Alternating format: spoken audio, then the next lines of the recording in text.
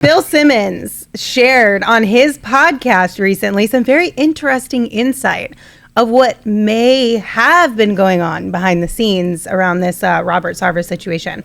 Let's hear the clip.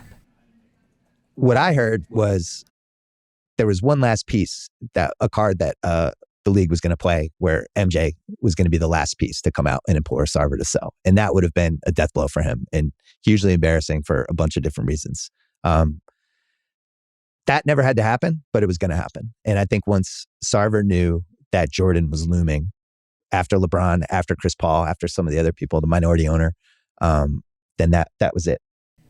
Okay, my first question is, do you believe this? Yes. 100%. Yes. Listen, LeBron and Chris Paul can say and do a lot of things. All MJ has to do is hint at them, and they happen. That's how dominant the GOAT is. I just picture MJ sitting there with his tablet, reading the 43 pages, and went, and I took that personally. And that was that. I think the threat of that would have been enough to get the other owners to consider voting him out. Mm-hmm. And when we've talked about it, when you're that rich, you have a massive ego, and you want to leave on your terms if you're about to get forced out. Right. As the GOAT, as a current owner, he holds tremendous sway over the league, over the other owners. So this wouldn't surprise me. And I know that MJ, especially during his prime playing days, has taken a lot of flack for, the whole Republicans buy shoes too comments, and for never really taking those kind of social justice stands that we've seen a lot of current athletes take. But I do think in recent years he's gotten a lot better in that regard, and learning that he holds a lot of influence and that it is important for him to speak up, to act on some of these important issues. So it doesn't really surprise me if that was actually true. It just surprises me because I personally, now I might have missed some things, let's be honest. Mm-hmm. I've never seen Michael Jordan come out and be like, this is my stance on X, Y, and Z. Ever. He has. Over the last couple of years, he's been a little bit more vocal. Before really the last decade, he was pretty quiet. He operated behind the scenes. If you go back and watch The Last Dance, like, he made the Republicans remark, but he also did contribute to somebody else who was highly favored in North Carolina at the time, and it was viewed that because he said the standpoint. Yeah, exactly, the donation, but it was viewed because he made the Republicans remark that he was steering one way, and a lot of people just didn't sit well with that because of the things that were going on in North Carolina at the time. So I appreciate the fact that he's stepping up a little bit more. I think he understands what he means to the game overall. And for him to be able to step up and say something, listen, if anybody's going to rally the troops, it is definitely going to be Michael Jordan, because he has so much gravitas in this game. So, well, and I think, too, it was a different time when Jordan was playing.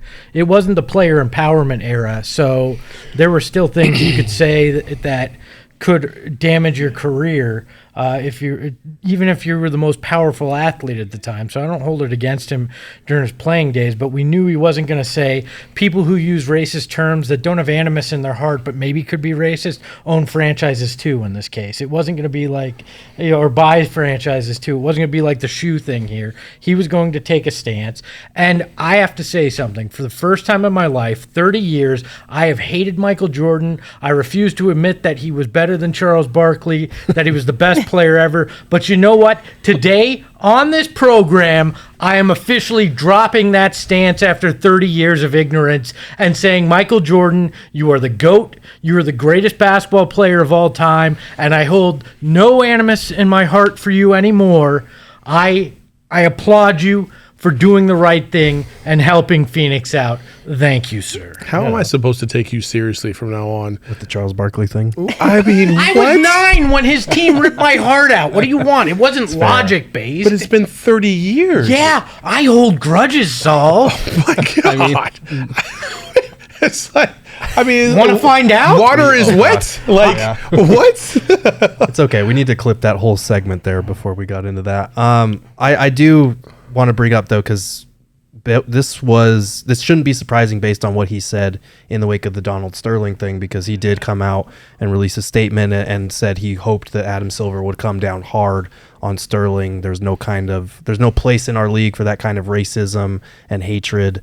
And then during the 2020 Black Lives Matter, he donated, I think, $100 million two organizations committed to fighting for social justice and released a statement as well. So like we said, over the last decade or so, he's been a lot more active on that front in using his influence and his resources for the betterment of these type of situations. Real quick in the chat, Blue Gold is like shaking my head. You can't be serious. Jordan is not an activist. Please stop it, please. There's not a single person on this show that's saying he's an activist of any type, but you can still stand for something.